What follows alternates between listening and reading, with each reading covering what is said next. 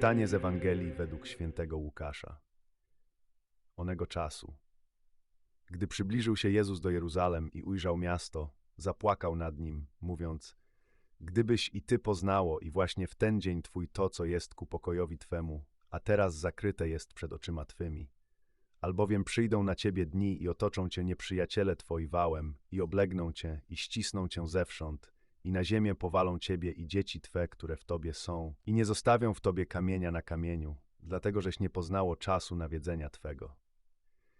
I wszedłszy do świątyni, począł wyrzucać sprzedających w niej i kupujących, mówiąc im: Napisane jest, że dom mój jest domem modlitwy, a wyście go uczynili jaskinią zbójców. I nauczał codziennie w świątyni.